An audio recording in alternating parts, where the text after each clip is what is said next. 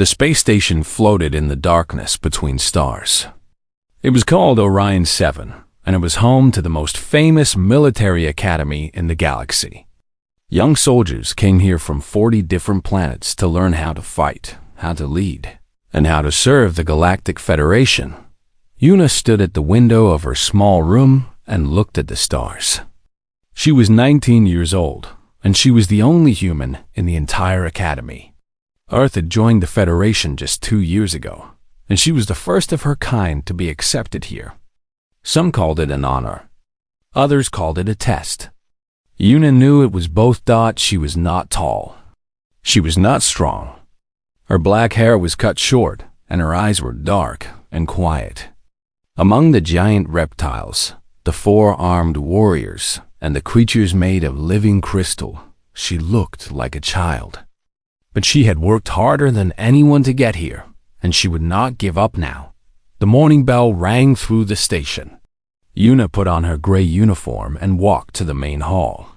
The other cadets were already there, talking in languages she could barely understand. Some of them looked at her as she passed. A few laughed quietly. She ignored them and found her seat in the back row. Instructor Kavos entered the room, and everyone went silent. He was a Sethran, a species of tall reptiles with green scales and yellow eyes. His tail dragged behind him as he walked to the front of the class. When he spoke, his voice was like rocks grinding together. "Today I will give you your midterm assignment," he said. "You will each create a personal weapon. You have 7 days. The materials will be provided by the Academy Armory. At the end of the week, you will demonstrate your weapons in combat trials." The cadets began to whisper with excitement. Weapon crafting was a sacred tradition for many species. The Sethrans had been making plasma blades for 10,000 years. The Valori people could shape energy crystals into weapons of pure light. Even the Kryn, with their 4 arms, had ancient secrets for building gravity hammers that could crush stone. Yuna felt her stomach tighten. Humans had no such traditions. On Earth, they had only recently stopped killing each other with bullets and bombs. Compared to these ancient civilizations, her people were like babies learning to walk. Kavos handed out assignment cards to each cadet. When he reached Yuna, he paused and looked down at her with his cold yellow eyes. "Human," he said, "you will report to the armory last, after everyone else has received their materials." "Yes, instructor," Yuna said quietly. The other cadets went to the armory throughout the day. They came back with boxes full of amazing things. Plasma cores that glowed with blue fire. Energy crystals that hummed with power. Metals so advanced that they could repair themselves if damaged. Yuna watched them carry their treasures to the workshop, laughing and boasting about what they would create. When evening came, she finally walked to the armory. The quartermaster was a Valori named Talek.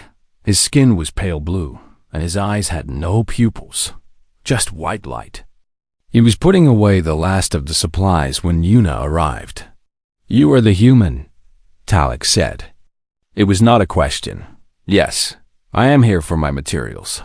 Talek smiled, but it was not a kind smile. He reached under the counter and pulled out a small box. He dropped it on the counter with a dull thud. Yun opened the box. Inside, she found scraps of gray metal, bent and dull. A broken power stabilizer that would never work again. A dead energy cell with no charge left. And some pieces of wire that looked like garbage. "This is all?" Yuna asked. "This is what we have left," Talek said. "The good materials went to cadets who can actually use them. Humans are too primitive to understand advanced technology. We would be wasting resources on you." Yuna stared at the junk in the box. She felt anger rise in her chest, hot and sharp. But she pushed it down. She had learned long ago that anger without action was useless. "I understand," she said. She picked up the box and walked out. Behind her, she heard Talek laughing in the workshop. The other cadets were already busy. Oren, a Kryn with 4 muscular arms and gray skin, saw Yuna enter with her small box. He stopped working and called out to her. "Hey, human, what did they give you?" "Let me see." Before Yuna could answer, he grabbed the box from her hands and looked inside. His laughter was loud and cruel. "Look at this," he shouted to the others. The human got trash. Real garbage. He held up the broken stabilizer. "What are you going to make with this? A toy? A decoration?" The other cadets laughed. Even some who had been kind to Yuna before now joined in. She stood there, surrounded by their mockery, and said nothing. Oren threw the box back at her. Some of the scraps fell on the floor. "Go home, human," he said. "You do not belong here. Your species does not belong in this galaxy. You are just animals who learn to talk." Yuna picked up the scraps from the floor, one by one. She put them back in the box. Then she looked at Oren with her dark, quiet eyes. "Thank you for your opinion," she said. "I will remember it."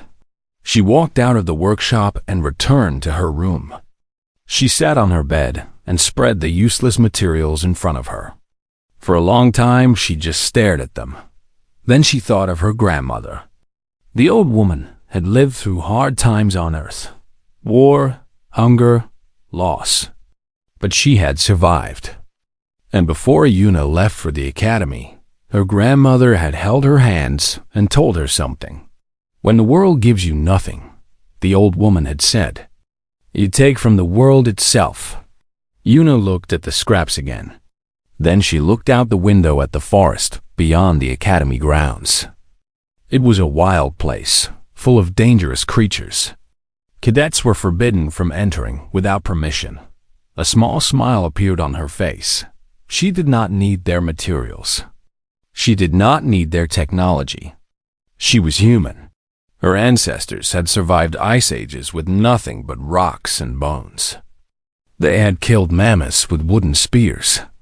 They had tamed wolves and made them into dogs. They had crossed oceans on ships made of wood and cloth if the galaxy wanted to give her nothing. Then she would take what she needed. She pushed the box of scraps under her bed and began the plan. Tomorrow night, she would go hunting. The academy slept. The lights in the hallways dimmed to a soft blue, and the security drones moved slowly on their night patrols. Most cadets were in their beds, dreaming of the weapons they would build. Yuna was not sleeping. She sat in the darkness of her room, dressed in black clothes, waiting for the right moment. On her belt was a simple knife with a wooden handle. Her father, Dong-Su, had given it to her the day she left Earth. It was not a fancy weapon. It had no energy core or plasma blade. It was just steel, sharpened by hand. A human should never be without a knife, her father had told her. Our ancestors carried them for 1,000,000 years. They are part of who we are. At midnight, Yuna opened her window. The academy was built on the edge of a wilderness zone, a vast forest of alien plants and dangerous animals. The Federation used it for training exercises, but cadets were forbidden from entering alone. The creatures inside had killed many students over the years. Yuna climbed out of her window and dropped to the ground below. She moved through the shadows, avoiding the paths where security cameras watched. The fence around the wilderness zone was tall and covered with sensors, but she had studied it for weeks. There was one spot, near the water recycling station, where the sensors had a gap. She squeezed through and entered the forest. The darkness swallowed her. Inside the forest, everything was different. The plants glowed with soft colors, blue and purple and green. Strange insects flew through the air, their bodies shining like tiny stars. The ground was soft and wet under her feet. Sounds came from everywhere, clicks and whistles and low growls that made her heart beat faster. Yuna moved carefully. She was not here to fight. She was here to find something specific. 3 weeks ago, The academy had conducted a training exercise in this forest. The senior cadets had fought a creature called a thornback. It was a massive beast, bigger than a bear, covered in bone armor and sharp spines. Its claws could cut through metal. Its teeth could crush stone. It had killed 2 cadets before they finally brought it down with plasma fire. The academy had left the body in the forest to rot. No one cared about a dead animal. But Yuna cared very much. She followed the smell. It took her 2 hours to find it. The thornback lay in a clearing, surrounded by broken trees. Even in death, it was terrifying. Its body was the size of a small vehicle, covered in plates of white bone. Spines grew from its back like swords. Its mouth was open, showing rows of teeth as long as her fingers. Some of its flesh had rotted away, but the bones and armor remained strong. Yuna approached slowly. She touched the bone plate on its shoulder. It was hard, harder than any metal she had felt. She tapped it with her knife, and it made a sound like stone. This was what she needed. She began to work. The night was long and difficult. The thornback's body was tough, even in death. Yuna used her knife to cut through the rotting flesh and reach the bones beneath. She pried loose the armor plates from its spine, each one as big as her hand. She pulled out its claws, curved and sharp like hooks. She removed its fangs, long and pointed, still yellow with old venom. The smell was terrible. Flies and other insects crawled over her as she worked. Her hands became covered in blood and rot. Several times, she had to stop and breathe through her mouth to keep from vomiting, but she did not quit. She thought of Oren laughing at her. She thought of Talek giving her garbage. She thought of all the times someone had told her that humans did not belong in the stars. By the time the sky began to lighten, she had filled her pack with treasure. Bone plates, fangs, claws, and long strings of sinew that she had cut from the creature's muscles. The sinew was important. When dried and treated, it would become stronger than rope. She also found something else.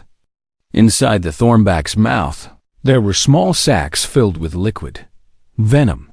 The creature had been poisonous as well as deadly.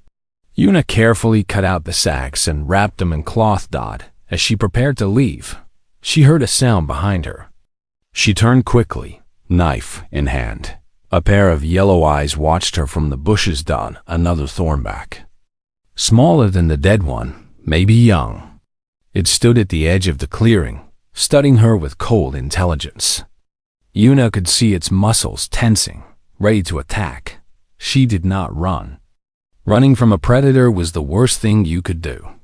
Instead, she stood tall and stared back at the creature. She let it see her knife, covered in the blood of its dead companion. She let it smell the death on her hands. For a long moment, nothing happened. Human and beast looked at each other across the clearing. Then the thornback turned and walked away into the forest. Yuna let out her breath slowly. Her hands were shaking, but she was alive, and she had what she needed. She made her way back to the fence, squeezed through the gap, and climbed back to her room just as the morning sun began to rise. Her roommate, Sira, was awake. The Valori girl sat on her bed, her pale eyes wide with shock. "Where were you?" Sira whispered. "What happened to you? You are covered in blood." Yuna looked down at herself. Her black clothes were stained with gore. Her hands were red and brown. She probably smelled like death. "I went shopping," she said. Sira stared at her. "Shopping? In the wilderness zone? At night? Alone?" "Yes, but that is forbidden. The creatures there are dangerous. They have killed cadets." Yuna smiled.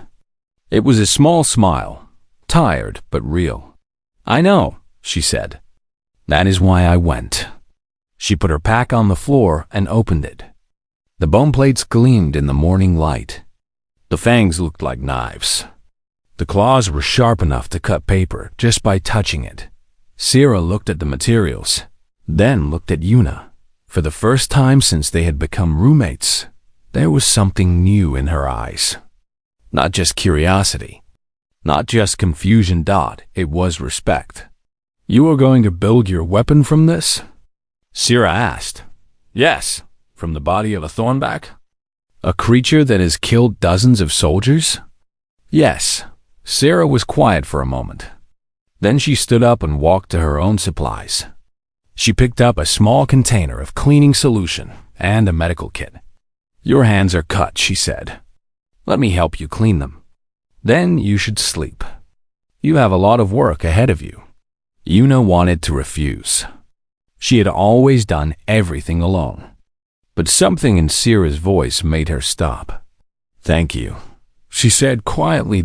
As Sira cleaned her wounds, Yuna looked at the pile of bones and fangs on the floor. In her mind, she could already see what they would become. Not just a weapon. A statement. A message to everyone who had laughed at her, who had dismissed her, who had called her primitive. Humans had been building weapons from the bodies of their enemies for 1,000,000 years. It was in their blood. It was in their bones. And now, the galaxy would see what that really meant.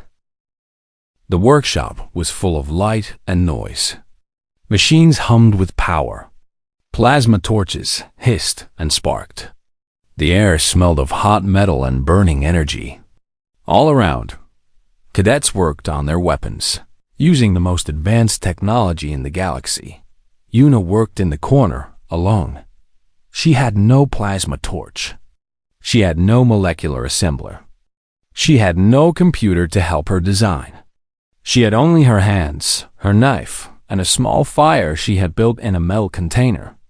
The other cadets looked at her like she was crazy. On the first day, she prepared her materials. She laid out the bone plates from the thornback, sorting them by size and shape. She examined the fangs, feeling their weight and balance. She tested the claws, pressing them against metal to see how sharp they were. They cut through steel like paper. The sinew she had taken needed special treatment.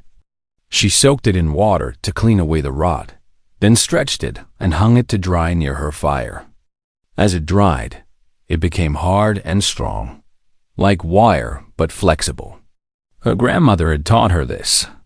On Earth, ancient humans had used animal sinew to make bowstrings and thread. It was stronger than any rope. On the second day, she began to shape the bone. Bone was not like metal. You could not melt it and pour it into a mold. You had to carve it, slowly and carefully, removing tiny pieces at a time. Yuna used her knife and small stones she had found to grind the bone plates into the shape she needed. A Sethran cadet named Kiro stopped by her workstation. He was young, with bright green scales and curious eyes. Unlike Arin, he was not cruel, just confused. "What are you doing?" he asked, watching her grind a bone plate against a stone. "Making a weapon," Yuna said without looking up. "But that is just bone. Dead animal parts. Why not use real materials? Even the scraps from the armory would be better than this." Yuna stopped working and looked at him. "Your plasma torch," she said. "Where does the energy come from?" "From the power core. A Type 3 fusion cell. And who made the fusion cell?" Kiro thought about it. "A factory, I suppose. On one of the industrial planets. So someone else made your power. Someone else made your metal. Someone else designed your tools." Yuna held up the bone plate. "This was alive 3 days ago. It killed 12 soldiers. Now I am turning it into something that will kill for me. Which weapon do you think understands death better?" Kiro had no answer. He walked away, looking troubled. On the third day, Arin came to mock her. The Kryn pushed through the other cadets and stood over Yuna's workstation. His forearms were crossed over his chest, and his gray face was twisted with contempt. "Still playing with bones?" he said loudly, so everyone could hear. "I thought humans were supposed to be clever. This looks like something a child would make." Yuna did not stop working. She was weaving dried sinew through holes she had drilled in the bone plates, creating a flexible armor. "What is your weapon going to do?" Orin continued. "Are you going to throw bones at your enemies? Maybe bite them with those little human teeth?" Some of the other cadets laughed, but not as many as before. A few of them had been watching Yuna work for days now. They had seen her patience, her focus, her skill.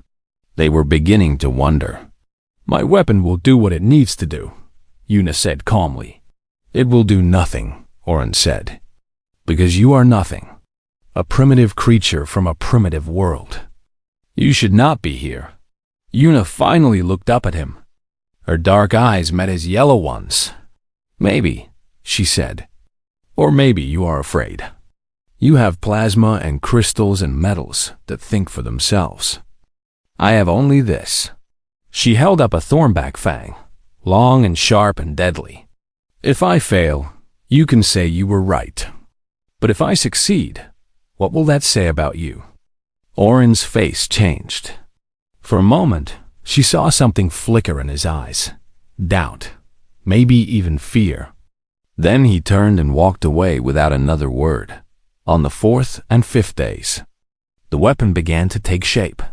Yuna created a frame from the largest bone plates, curved to fit around her forearm from wrist to elbow. She layered smaller plates on top, overlapping like the scales of a fish.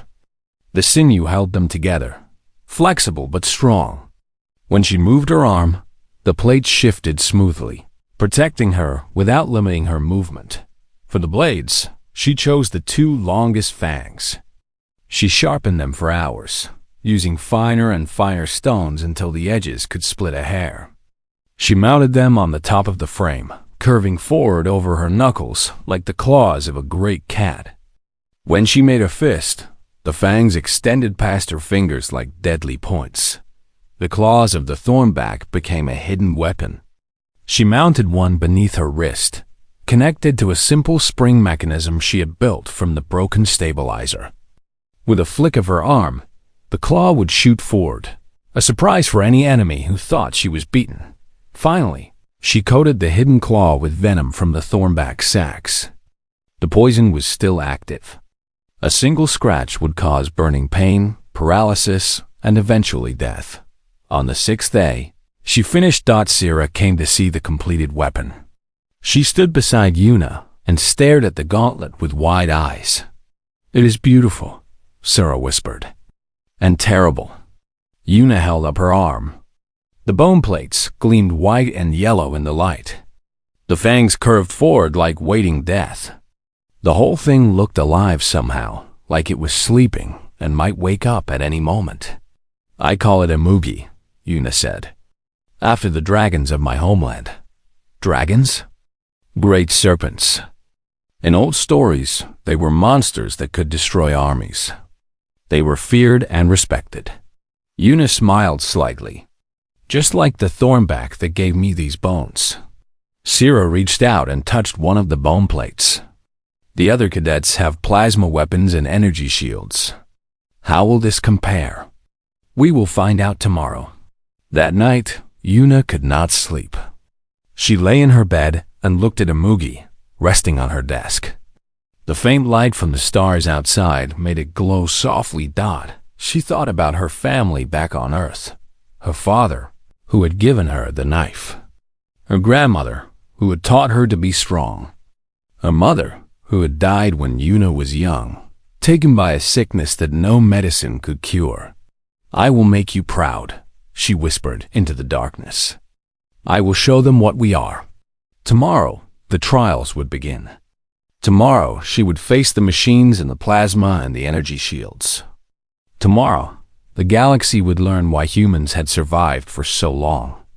Not because they were strong, not because they were smart, but because they never, ever gave up. Yuna closed her eyes and dreamed of dragons. The combat arena was the largest room in the academy. It had high walls made of reinforced metal, a floor marked with circles and lines, and seats rising on all sides where spectators could watch. Today, those seats were full.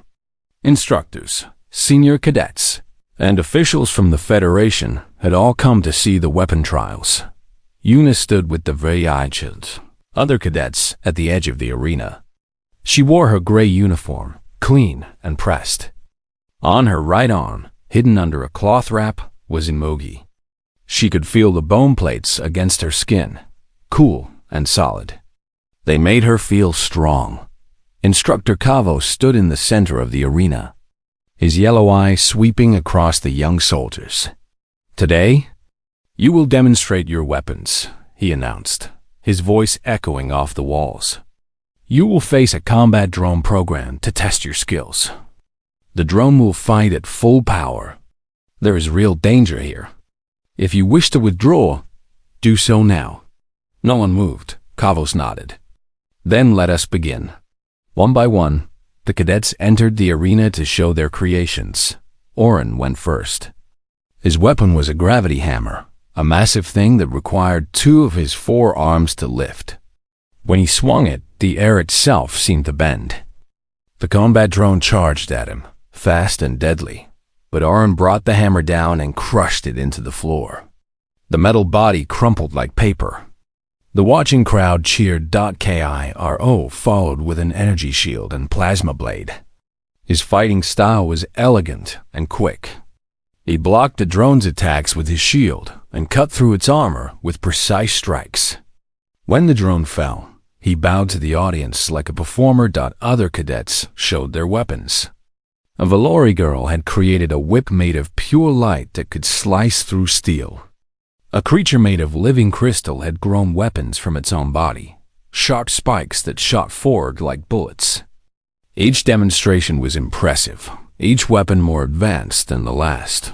Finally, only Una remained. The arena grew quiet as she walked to the center. She could feel hundreds of eyes watching her. Some were curious. Some were mocking. Some were waiting to see her fail. Instructor Kavos looked at her arm, still wrapped in cloth. "Remove the covering," he said. "Show us your weapon." Una pulled away the cloth. Gasps filled the arena. The bone plates gleamed under the bright lights. The thornback fangs curved forward like waiting death. The whole gauntlet looked savage, primitive, something from an ancient nightmare. Kavo stared at it for a long moment. His reptilian face showed no expression, but something flickered in his yellow eyes. "What is this supposed to be?" he asked. "A weapon," Una said simply. "It looks like something from a museum," Kavos replied. "Or a grave. This is a combat trial, not an exhibit of primitive history." Laughter rippled through the crowd. Oren's voice was loudest of all, but Una did not react. She had expected this. She had prepared for it. "I followed the rules," she said calmly. "I created a personal weapon. I am ready to demonstrate."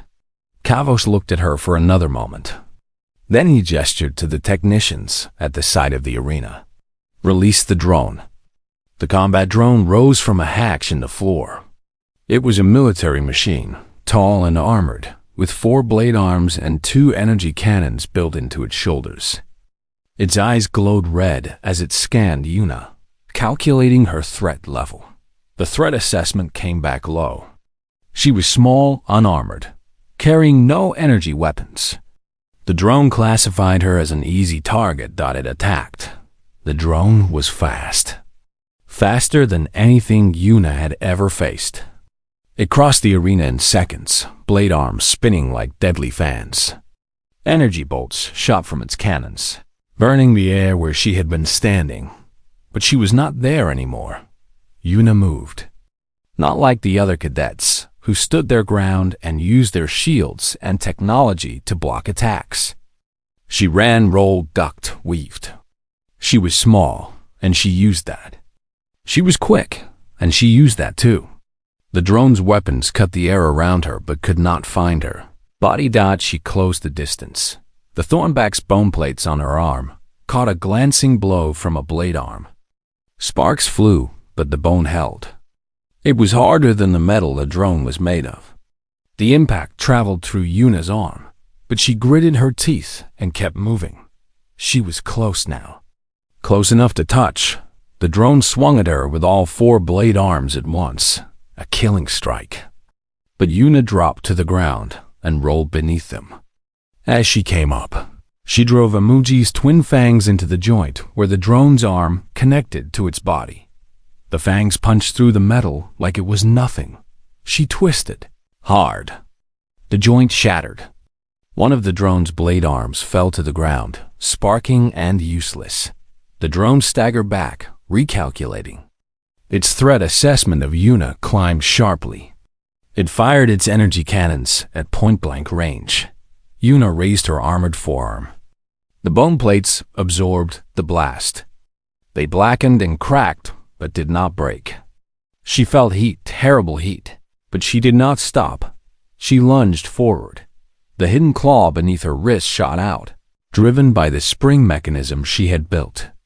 It buried itself in the drone's central processor, the core where its brain lived. The thornback venom, still wet on the blade, ate through the circuits like acid. The drone froze. Its red eyes flickered. Its remaining blade arms twitched uselessly. Then it collapsed, crashing to the arena floor in a heap of smoking metal. Silence filled the arena. Yuna stood over the destroyed machine, breathing hard. Smoke rose from the drone's body. The smell of burned circuits mixed with the faint scent of venom. She looked up at Instructor Kavos. Her dark eyes were steady. "Humans do not have plasma cores," she said. Her voice was quiet, but in the silence, everyone could hear her. "We do not have energy crystals or nanoalloys. For most of our history, we had nothing but our hands and our will. So we learned to take what we needed from the things that tried to kill us." She raised Imugi, still dripping with the drone's coolant and her own blood. "You gave me garbage because you thought I was primitive. You laughed at me because I had no technology. But my ancestors killed mammoths with wooden spears. They crossed frozen mountains wearing animal skins. They tamed wolves and rode horses and built ships that crossed oceans. They did this for 1,000,000 years before they ever dreamed of stars." She looked around the arena at the faces watching her. Some were shocked. Some were frightened. Some were beginning to understand. "This is what humans are," she said. "We do not need your materials. We never did. Give us nothing, and we will take everything. Because that is how we survived. That is how we became the rulers of our world. And that is how we will take our place in this galaxy." She lowered her arm and stood straight. "My weapon's name is Imugi. It is made from the bones of a beast that killed 12 of your soldiers. Now it fights for me." The arena remained silent for a long moment. Then, slowly, someone began to clap. Syrah, standing in the crowd, her pale hands coming together again and again. Others joined her. First a few, then more, then hundreds. Yuna did not smile. She did not bow. She simply walked out of the arena with her head held high, leaving the destroyed drone behind her. The trial was over. But for the rest of the galaxy, something new had just begun. The results were posted on the Academy's main board the next morning. Yuna's name was at the top. Not just at the top of her class. At the top of everything. The Academy kept records going back 300 years, and no cadet had ever received a higher combat score than hers. The instructors had created a new category just for her weapon. They called it a Class 4 biological armament, a title that had never existed before. Students gathered around the board, whispering and pointing. Yuna walked past them without stopping. She had not slept well. Her arm was bruised and burned from the trial, and the medical officers had spent hours treating her wounds. But the pain was a good kind of pain. It meant she had survived. In the hallway, she passed Oren. The Kryn stood alone, leaning against the wall. His forearms hung at his sides. He did not look angry anymore. He looked lost. "How did you do it?" He asked quietly. I had the best materials, the best training. My family has made gravity hammers for 1,000 generations. And you beat my score with bones. Yuna stopped and turned to face him. Your hammer was strong, she said. But it was just a tool.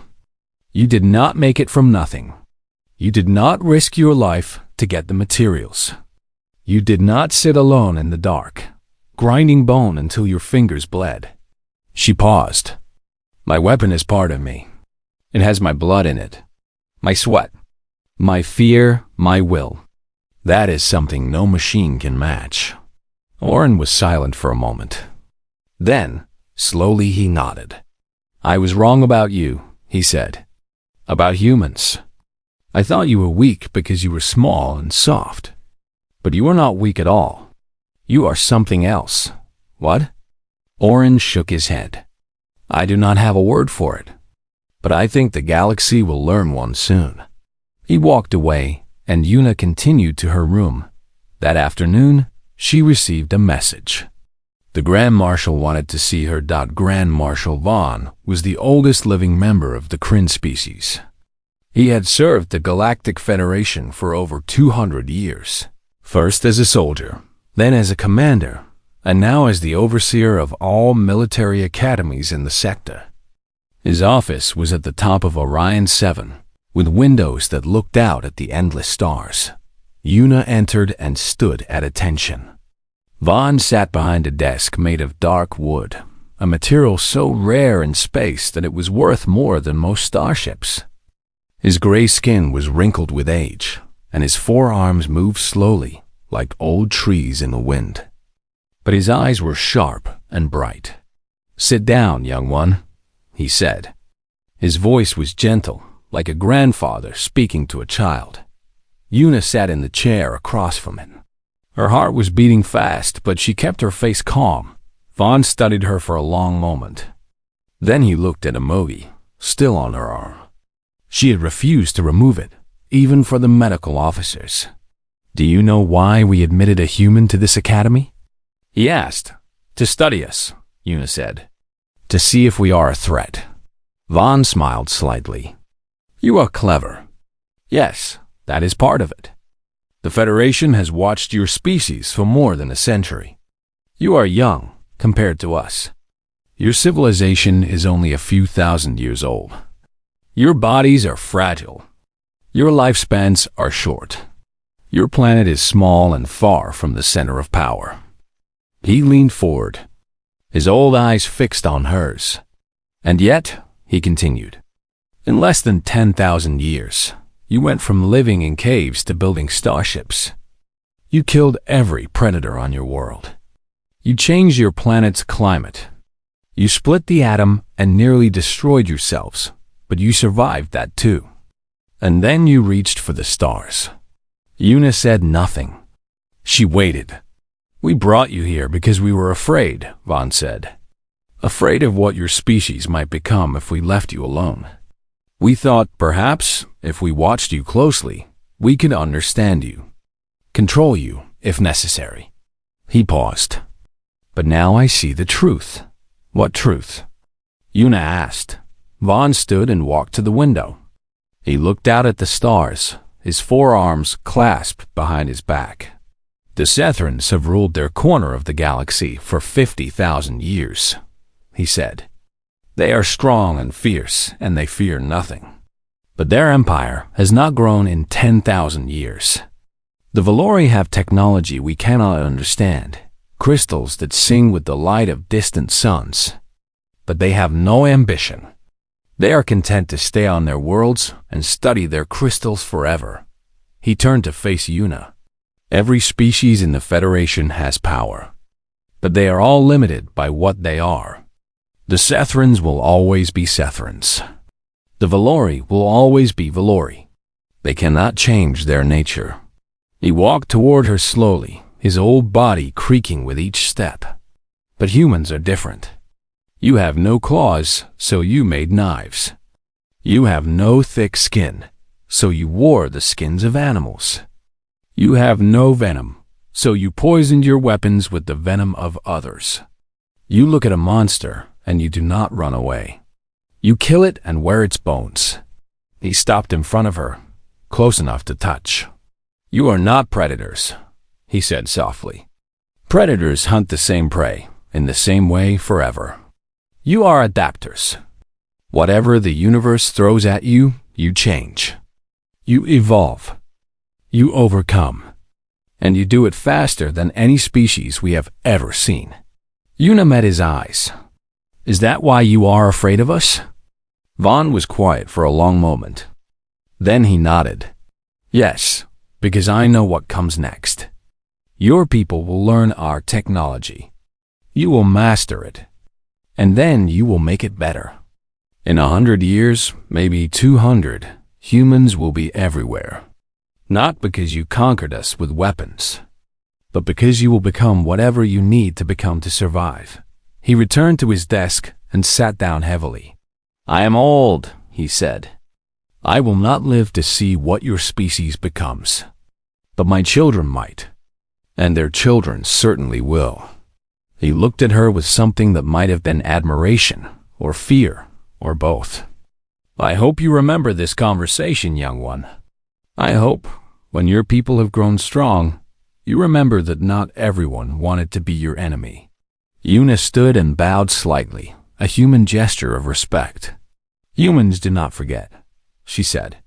The ones who helped us, we remember forever. And the ones who tried to stop us. She let the sentence hang in the air. Vaughn smiled, but it was a tired smile. Go, young one. You have a long journey ahead of you. And so does your species. Yuna walked to the door. Before she left, she turned back one last time. Grand Marshal, she said, we are not here to be feared. We are here to learn, to grow, to stand beside you, not above you. Vaughn nodded slowly. I believe you mean that, truly, but I am old, and I have seen many species rise and fall. Intentions change. Power changes everything. Not humans, Yuna said. We remember where we came from. We remember the cold and the hunger and the dark. We will never forget what it was like to be weak. She left the office and closed the door behind her. Vaughn sat alone in the silence, staring at the stars. He had met warriors from 100 worlds. He had seen empires built and destroyed. But he had never seen anything like the look in that young human's eyes. Not anger, not pride, not even ambition. It was certainty. Complete and absolute certainty that she would succeed, no matter what stood in her way. The galaxy had made a mistake, Vaughn realized. They had seen humans as primitives to be studied, animals to be controlled. They had given one of them garbage and expected her to fail. Instead, she had gone into the darkness, killed a monster, and worn its bones as armor. And now she was just the first. One day, there would be millions of her, billions, humans spreading across the stars like a fire that could not be stopped. Not conquering, not destroying, but adapting, becoming whatever they needed to be. The other species of the galaxy thought they were the masters of the universe. They were wrong. The humans were coming, and nothing would ever be the same.